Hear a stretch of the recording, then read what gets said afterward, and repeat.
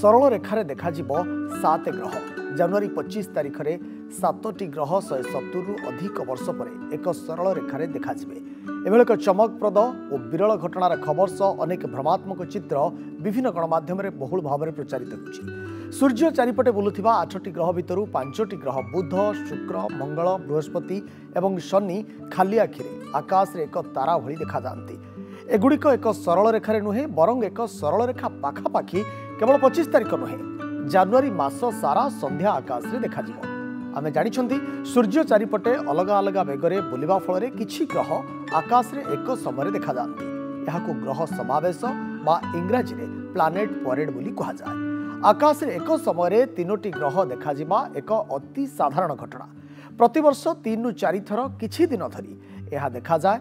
से भली 4टी ग्रह वर्ष को थरे अल्प दिन पई एका समय देखा जाए। 5टी ग्रह प्रति 19 वर्ष थरे एवं समस्त 8टी ग्रह प्राय 170 वर्ष थरे एका समय आकाश रे देखा जाती। एबे जनवरी मास द्वितीयार्धर सबुदिन संध्या आकाश रे 4टी ग्रह को खाली आखिरे देखिबा पई एक उत्कृष्ट समय बा सुजोग आसीछि। पश्चिम दिग्बलयर किछि उपरे देखा जाउछि उज्जवल शुक्र ग्रह, तार किछि तळकू ईषत हलदी रंगर शनि ग्रह और पूर्व दिग्बलय मंगल ग्रह और मुंड उपरे थिबा उज्जवल बृहस्पति ग्रह। राति बढ़िबा संगे संगे ग्रह गुड़िक घंटा को 15 डिग्री बेगरे पूर्वरु पश्चिम आड़ को गति करी क्रमान्वये अस्त हेबे। राति 8:30 बेलू प्रथमे शनि ग्रह और पर शुक्र अस्त हेबे। 2025 मसीहा फेब्रुआरी 28 रे भोर समय एभली एक ग्रह समावेश देखा विश्व सारा आग्रही ज्योतिर्विज्ञानी माने निज निजर दूरवीक्षण धरी एही महाकाशीय उत्सव देखिबा पई और जनसाधारण को देखाइबा पई प्रस्तुत हेलेनी। एभली एक सुजोग विशेष करी छात्र छात्री माने हाथ छड़ा करंतु नाही। ए सुंदर महाजागतिक घटना मेघमुक्त थिबा भारत तथा ओडिशार सबु अंचलरू खाली आखिरे देखिएब और यार कौनसी प्रभाव कहा उपरे पड़िबार नाही। एभली ए जो महाजागतिक दृश्य कथा कहा जाउची बा गोटिए सरल रेखा पाखापाखि जो ग्रह गुड़िक रहिबे याकू इंग्राजी रे आमे प्लानेट परेड बोली कहि थाउ। एभली महाजागतिक दृश्य बा गोटिए सरल रेखा पाखापाखि ग्रह रहिबार किछि किछि वर्ष अंतर रे देखा मिलता है। जो कथा आमे टिके समय पूर्व आपन को कहिलु जे आकाश रे एक समय 3टी ग्रह देखा जिबा एक अति साधारण घटना। प्रति 3 रु 4 वर्ष रे थरे किछि दिन धरी यह देखा जाय था। डॉक्टर शुभेन्दु पट्टनायक महाकाश विज्ञानी आम सहित आलोचना पाई लाइव रे जोड़ी होचंती। डॉक्टर पट्टनायक आपन को स्वागत करुछि नंदीघोष टीवी को। ये जो महाजागतिक दृश्य बा प्लानेट परेड बोली इंग्राजी रे कहा जाउछि सर एटा केमती कोन हुए आकु किभଳି भाबरे आमे देखि परिबा एने टिके विस्तृत भाबरे सर कहिबे कि? देखंतु जहां आपण कहूतिले हमर जो ग्रह माने खाली आखिरे देखा जिवे सेटा जे एबे देखा जाउछि ता नुहे। आज्ञा प्रकृत रे हमर पूर्वज माने हजार हजार वर्ष तळु एई ग्रह मान को खाली आखिरे देखिथिले एवं तांकर नामकरण मध्ये करिथिले। आ सेमानक मतरे सूर्य और चंद्र गोटे ग्रह थिला। सेते बेले से माने भाबुथिले जे पृथ्वी स्थिर ता चारिपटे माने बोलुचंती। आ 5टी ग्रह जोटा को हम खाली आखिरे देख एबे देखि पारुचे सेते बेले मध्ये से माने देखिथिले। से गुडी कला बुध शुक्र मंगल बृहस्पति और शनि ग्रह। आ एई ग्रह गुडी को कोन हिची ना हमर सूर्य चारिपटे तळे बुलुचंती कि 28 दिन ने थरे बुली जाउची। शुक्र ग्रह 228 दिन ने बुलुची। बुध ग्रह 88 दिन ने थरे बुलुची। पृथ्वी 365 दिन ने थरे सूर्य चारिपटे बुलुची। से बेले मंगल 687 दिन ने थरे बुलुची। तो एमती बुलिवा फल रे कोन होची ना से माने आकाश रे बेले बेले एका बेले 2टी ग्रह हो 3टी ग्रह हो 4टी ग्रह बा 5टी ग्रह देखा जाइतांती। एई जो खाली आखिरे आमे ग्रह गुडी को देखुचे एबे सेटा जनवरी मास 15 तारिख रो देखा गलानी।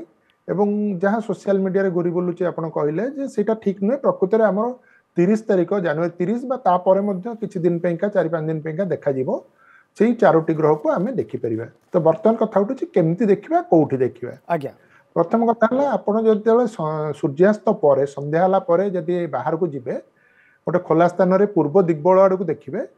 पूर्व दिग्बलर टिके ऊपर को देखिबे लाल रंगर गोटे छोट ताराटे। प्रकृत रे एबे जो सोशल मीडिया रे घुरी बुलुची ग्रह गुडी को बहुत बड़ देखा जिवो आ बड़ चित्र देखा जाउची से गुडी को ठीक ने। ग्रह गुडी को हमें जत्ते बेले भी देखि थाउ सेते बेले से गुडी को गोटे छोट आलोक बिंदु बा गोटे तारा भଳି देखा जाइतांती। तेणु पूर्व दिग्बलर ठीक ऊपर गोटे लाल रंगर तारा भଳି हमें देखिबा सेटा होची मंगल ग्रह।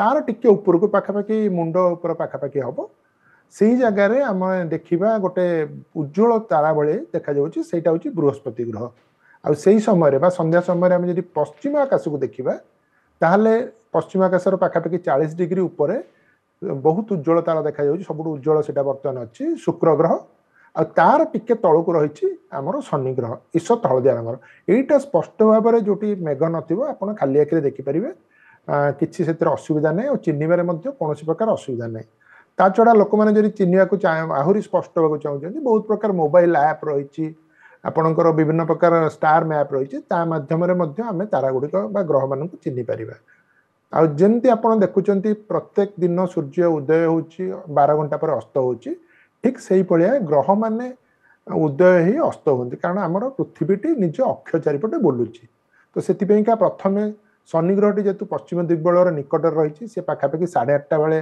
अस्त हो तार किसी समय पर जो तार टिके ऊपर रही शुक्र ग्रह सी पाखापाखि 9टा पाखापाखि अस्त हो समय मुंड उपर बृहस्पति ग्रह 6 घंटा पर अर्थात पाखापाखि राति 12टा पर अस्त हम आ मंगल ग्रहटा जेहेतु दिग्बलय पाखे रही संध्या बेले 12 घंटा पर से पश्चिम दिग्बलय आसी देखा डॉक्टर पट्टनायक जो माने महाकाश विज्ञान अध्ययनरत रही छात्र छात्री साधारण छात्र छात्री कथा कहतु ये खबर बा ये घटना जानिबा पर ये जो महाजागतिक दृश्य कथा कह ये जो गोटे सरल रेखा पाखापाखि रोहुआ ग्रह जहाँ को इंग्राजी में प्लानेट परेड बोली कहते निर्दिष्ट क्यों समय आपको आम देखिपर से समय को अपेक्षा कले आम खाली आखिरे देखिपर अनेक लोकों भितर अनेक छात्र छात्री भितर ये उत्साह उत्सुकता रही एने किसी कहे कि निर्दिष्ट समय केतबेले आम देखिले देखिपर देखो यहीटा हूँ आमर देखापी का निर्दिष्ट समय हूँ संध्या पर माने अंधार हवा दरकार आम आकाश में देखिपर दरकार तो संध्या प्राय पाखापाखि 5:40 बेलू हो